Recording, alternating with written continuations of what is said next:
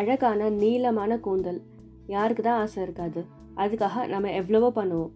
எண்ணெயை காய்ச்சி அதுக்குன்னு இலையெல்லாம் எடுத்து கேதர் பண்ணி, இல்லை என்னென்ன பண்ணலாம், என்னென்ன காஸ்ட்லியான எண்ணெய் அவைலபிளாக இருக்குது அப்படின்னு சொல்லி ஒவ்வொரு தடவையும் நம்ம சூப்பர் மார்க்கெட் போகும்போது தேடி அலைஞ்சு ஆட்ஸ் பார்த்து வாங்கி எவ்வளோ செலவு பண்ணியிருப்போம், எவ்வளவோ யூஸ் பண்ணியிருப்போம்.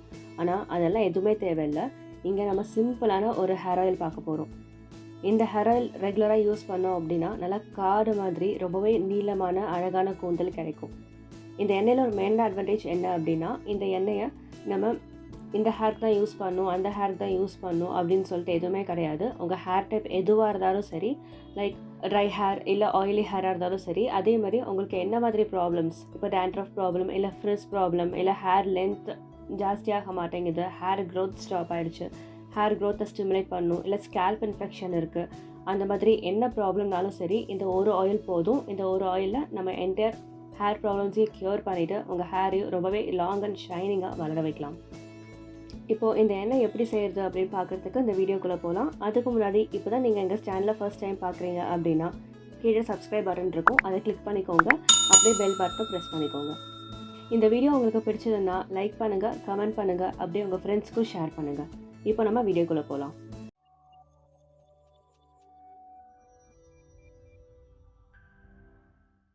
இந்த எண்ணெய்க்கு நம்ம பேஸாக 2 எண்ணெய் யூஸ் பண்ணியிருக்கோம்.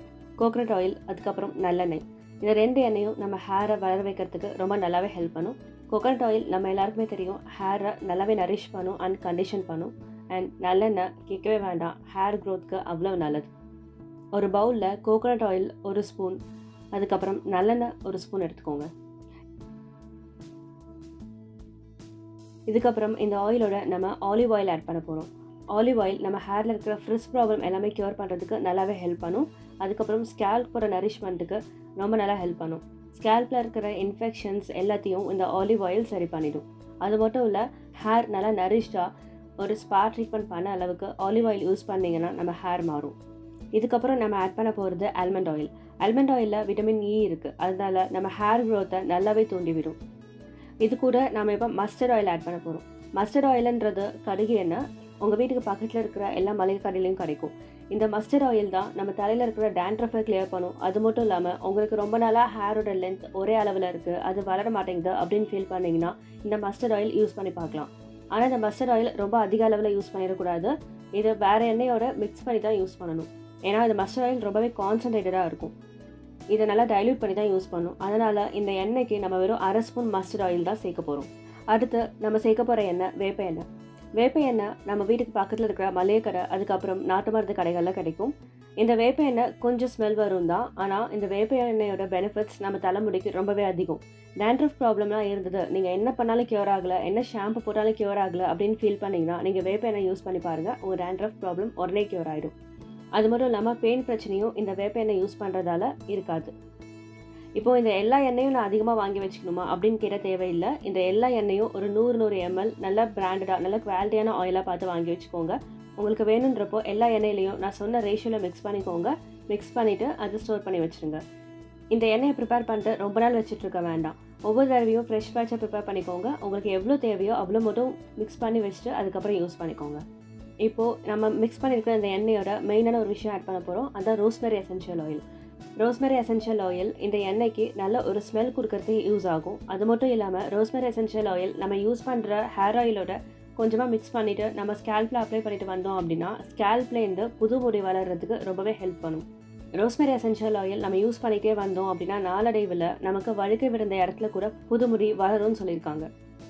ஸோ நம்ம எடுத்துக்கிட்ட எண்ணெயெல்லாம் சேர்த்து பார்க்கும்போது நமக்கு ஒரு 75 ml வரைக்கும் எண்ணெய் கிடச்சிருக்கும். இந்த 75 mlக்கு ஒரு 10 drops rosemary essential oil mix பண்ணிக்கோங்க.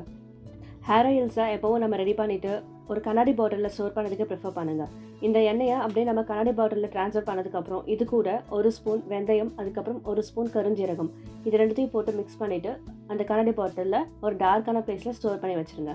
உங்களுக்கு எப்பப்பெல்லாம் வேணுமோ இந்த எண்ணெயை எடுத்து டெய்லி யூஸ் பண்ணலாம். இந்த எண்ணெயை டெய்லி யூசேஜ் கூட யூஸ் பண்ணிக்கலாம். ஹேர் வாஷ் பண்ணுறதுக்கு முன்னாடி இந்த எண்ணெயை எடுத்து லைட்டாக வார்ம் பண்ணிவிட்டு அப்புறம் உங்கள் ஸ்கேல்ப் அண்ட் ஹேர் ஃபுல்லாக அப்ளை பண்ணிவிட்டு ஒரு 30 minutes விட்டுட்டு அதுக்கப்புறம் ஹேர் வாஷ் பண்ணுங்கள். உங்கள் ஹேர் ரொம்ப நல்லா ஸ்ட்ராங்காக அண்ட் ஃப்ரிஸ் ஃப்ரீயாக அடர்த்தியாக வளரும். இந்த எண்ணெயெல்லாம் எங்கெங்கே வாங்கலாம் அப்படின்றதுக்கான லிங்க்ஸ் நான் கீழே டிஸ்கிரிப்ஷன் பாக்ஸில் கொடுத்துருக்கேன். ஒருவேளை உங்களுக்கு இந்த எண்ணெய் கிடைக்கல அப்படின்னா கீழே டிஸ்கிரிப்ஷன் பாக்ஸில் செக் பண்ணிக்கோங்க. நான் சொல்லியிருக்கிற இந்த 7 ஆயிலில் உங்களுக்கு ஏதாவது ஒரு ஆயில் இல்லை 2 ஆயில் கிடைக்கலனா கூட பரவாயில்ல. ஆனால் இதோட சேர்த்து நான் இந்த ஆயிலோட பெனிஃபிட்ஸ்லேயும் நான் சொல்லியிருக்கேன். உங்களுக்கு உங்கள் ஹேர் கன்சர்ன்ஸ் என்ன மாதிரி இருக்கோ அதுக்கு தகுந்த மாதிரி நீங்கள் இந்த எண்ணெயோட ரேஷியோவை அட்ஜஸ்ட் பண்ணிக்கவும் செய்யலாம். ஒரு எக்ஸாம்பிளுக்கு உங்களுக்கு பொடுகு தொல்லை ரொம்ப அதிகமாக இருக்குது அப்படின்னா நீங்கள் கடுகு எண்ணெயும் வேப்ப எண்ணெயோட அளவையும் கொஞ்சம் அதிகப்படுத்திக்கலாம். இல்லை உங்கள் ஹேர் ரொம்பவே ட்ரையாக இருக்குது அப்படின்னா நீங்கள் இந்த எண்ணெயில் நல்லெண்ணெயோட ரேஷியோ கொஞ்சம் அதிகமாக எடுத்துக்கலாம்.